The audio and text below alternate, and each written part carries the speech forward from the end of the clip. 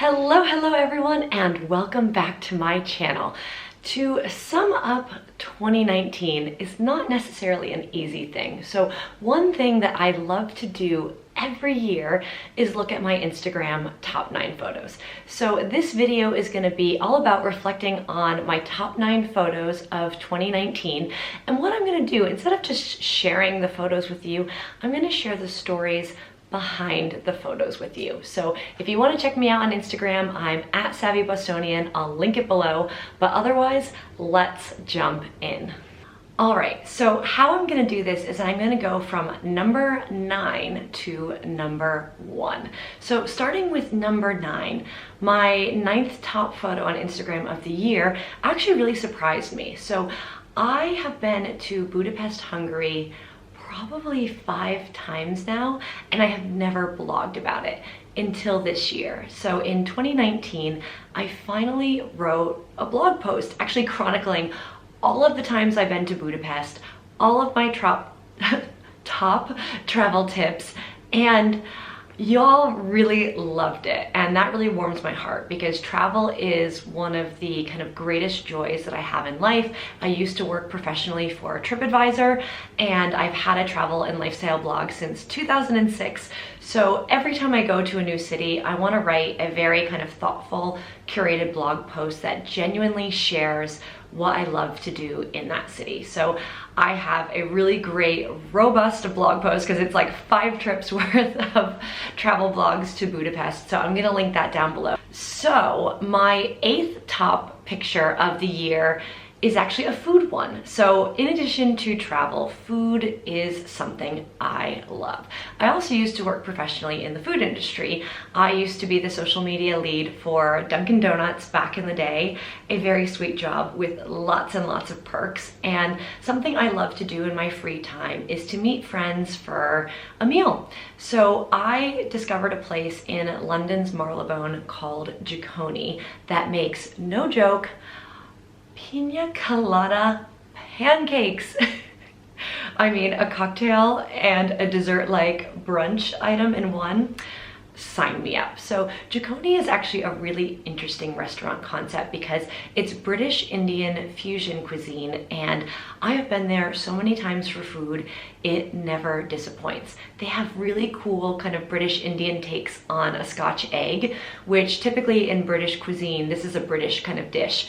It's a kind of, what is it, like a jammy egg, like a not completely kind of cooked egg that is sometimes also encased in meat and then kind of breaded and deep fried.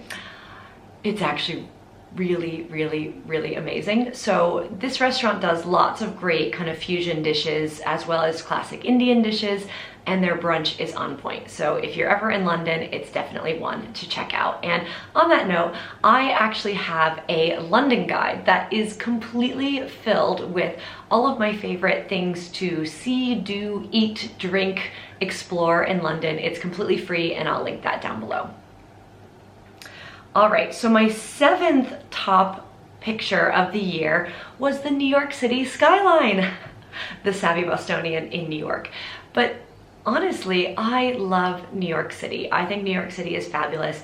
I actually grew up not too far from New York City, so I spent a lot of my childhood going in and out of New York. And I realized actually, since I've kind of been mostly based out of London, I haven't spent much time in New York City. So, you know, I'm not working out of there anymore. I don't have kind of a company office to go visit there. So I had an opportunity twice this year to go to New York City, and one of those trips was a very short visit in October. I was going to LA for work, decided to go in and see my family, and as I was in the taxi kind of driving into New York City, I got the most amazing view of the New York City skyline. I snapped this photo here, and I just had the biggest smile on my face because it was just that like welcome to New York moment.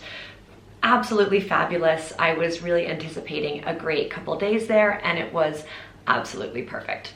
All right guys, so my 6th top picture of the year is another sweet treat. It is actually called the Tridelnik I hope I'm pronouncing that correctly. I did look it up on YouTube before I started talking about it, but it's called the Tridelnik, and I discovered this when I was in Prague this year. So I was in Prague to speak at Web Expo.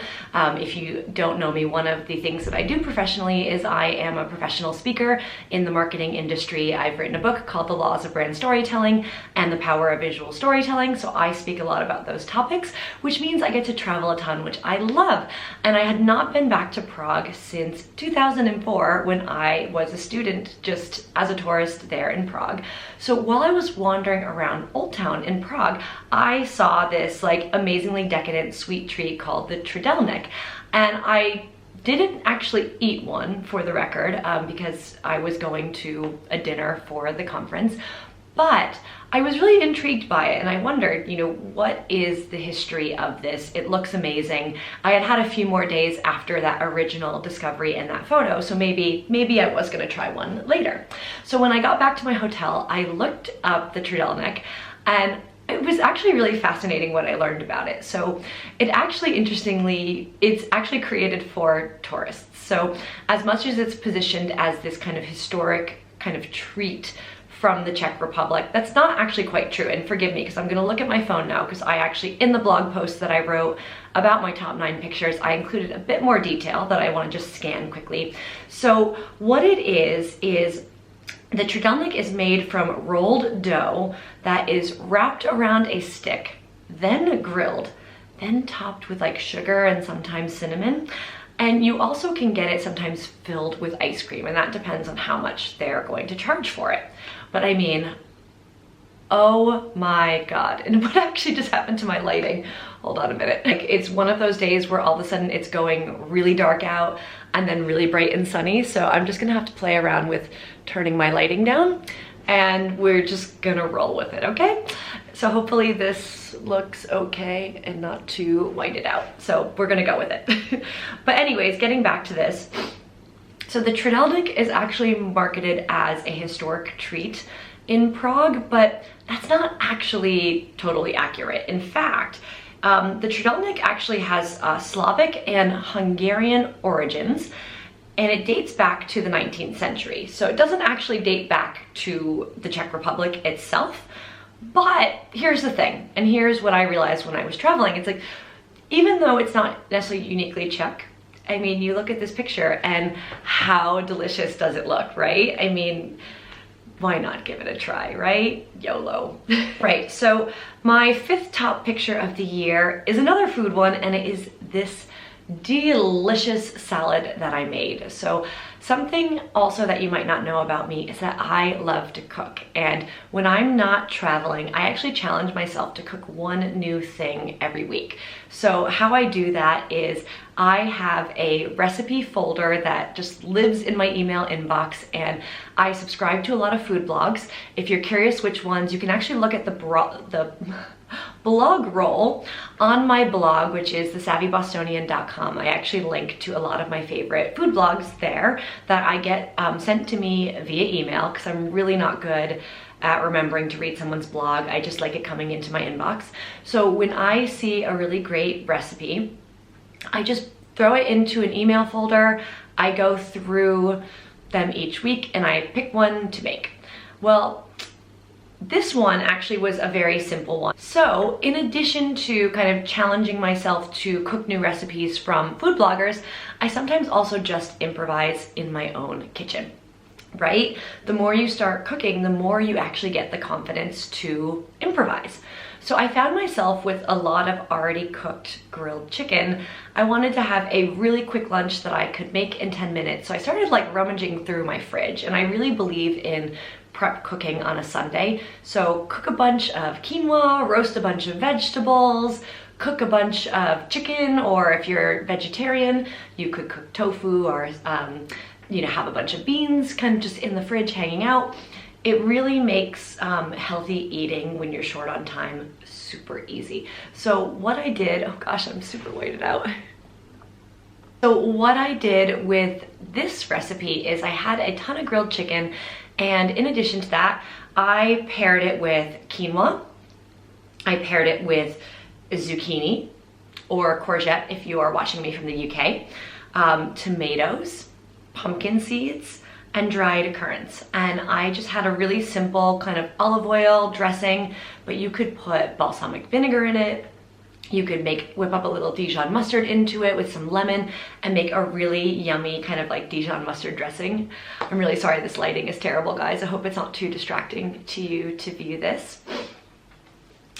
Try and film in good daylight and look what happens. So anyways, I will link the full recipe down below in my blog post, but it's a really simple, really easy recipe and something anyone can make at home if you want to kind of eat healthy and are short on time.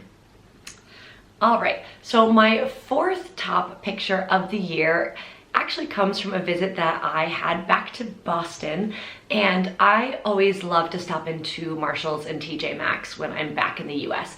And actually, a fun fact, when I was 16, one of the first jobs that I ever had was working at a Marshall's in my hometown. So my love for bargain hunting and my love for Marshall's runs long time.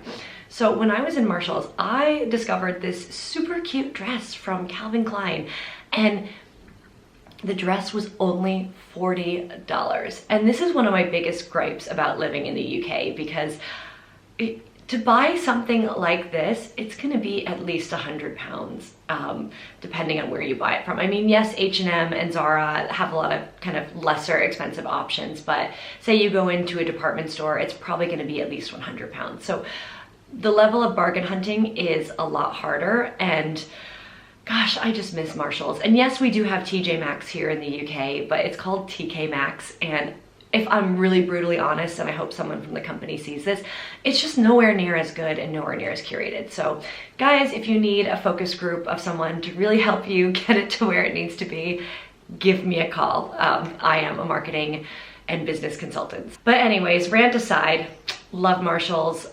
Also bought that dress in forest green, and yeah, absolutely love a good bargain. So my third top picture of the year actually comes from the Chelsea Flower Show. So one of my other huge loves in life is flowers. If you follow me on Instagram, you'll see I am always in Regent's Park when the Rose Garden is in bloom. And whenever I'm traveling around the world, I always seek out gorgeous parks and gardens because I just love flowers. So if you ever want to treat me with something special, flowers are definitely one of the ways to my heart. But so in addition to, so the Chelsea Flower Show, if you're not familiar with it, it's an annual event in London where you actually do have to buy a ticket to it, but it is what it sounds like. It is one of the most beautiful flower shows that you've ever seen in your life. Gorgeous kind of rare varieties of flowers are on display. There's incredible floral installations. It's such a special event to go to.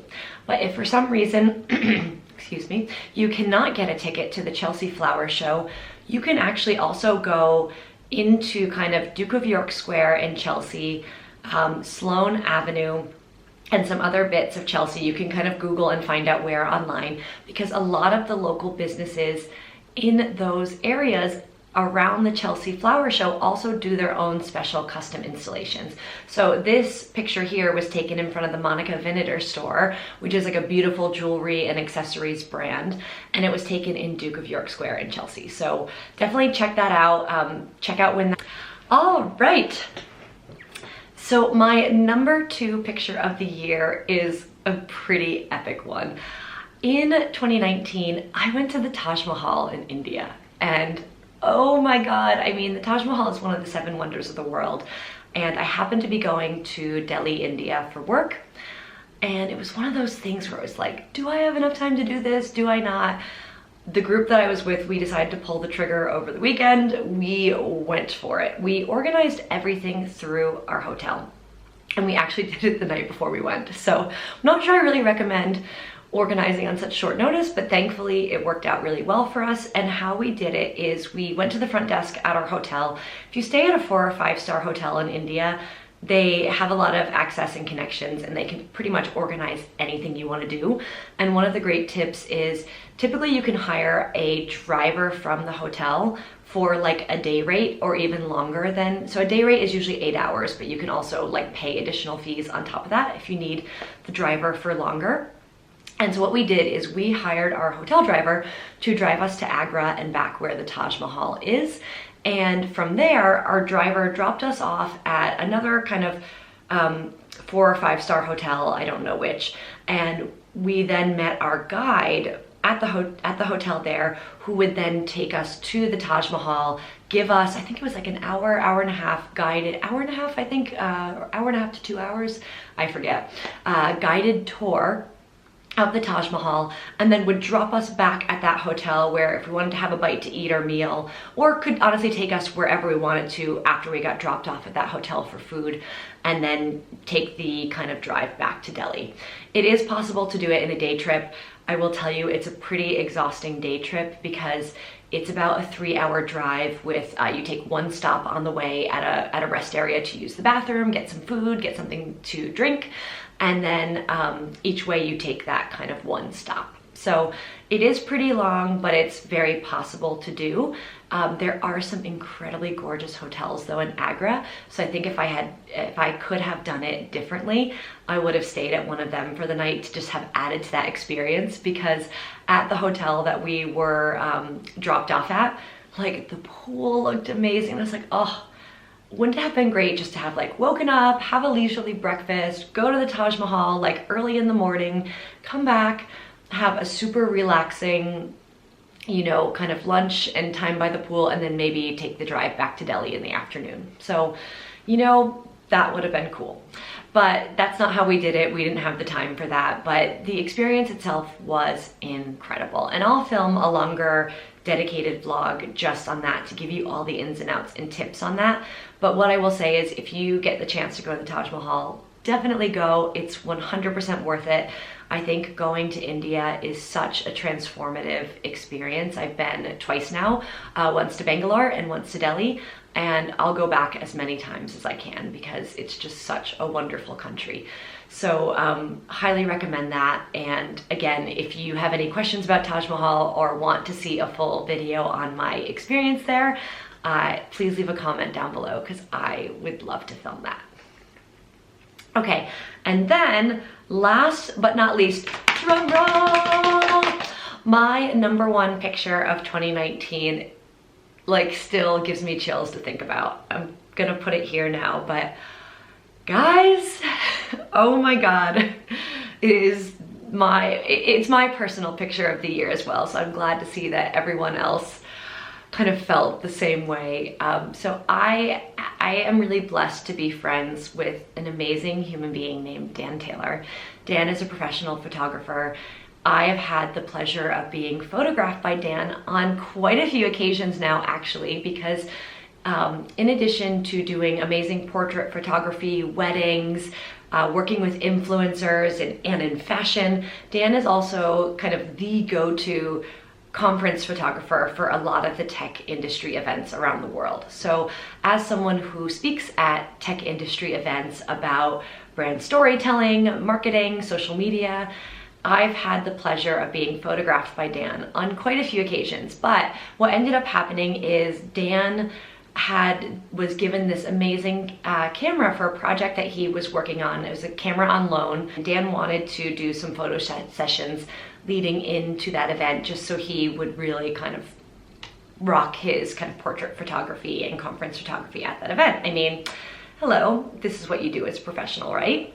Dan put out a call and said, who wants to join this photo session that I'm doing? And I was like, me, like, hello. I'd like, anytime Dan wants to take a picture of me, I am totally up for it. So the challenge with this one and how Dan wanted to do it is it's not like your typical portrait, headshot, kind of LinkedIn photo. Dan wanted to do something that was really different. So he asked people to come up with something really out there in terms of something kind of carnival, like really out there, or just something that you feel really gorgeous and hot in. Something that, like, some outfit that either represents you creatively or makes you just feel like the best ever. And I had bought this amazing, like, sexy red dress from ASOS. I hadn't had a chance to wear it yet.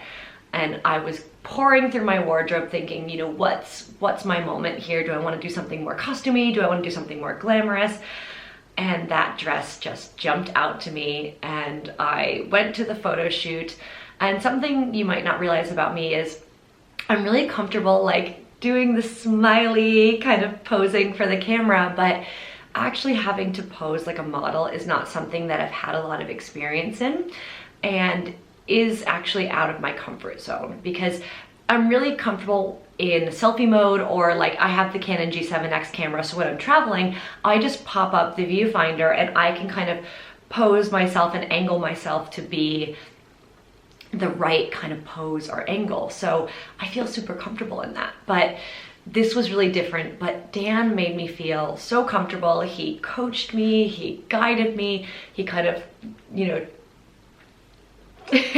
helped me kind of like not feel silly and just kind of commit to poses and go for it and trust him. And I literally got chills when I saw the end result. It's just, it's so amazing. And I think it's a good lesson, right? So, you know, I'm in my 30s now, and to me, when I look at this photo, this is going to be one of the, if not the defining photo of my 30s. And when I think about being older and looking back in life, it's actually something I want to invest more in, because having pictures of yourself, just to remember yourself, to share kind of with family, with if you end up having kids, and also just for yourself to look back on, is such a wonderful gift and such a wonderful investment. So I'm really grateful to Dan for capturing me at that moment in my life. And just this, you know, to me, it reflects this strong, powerful, confident woman that I want to be,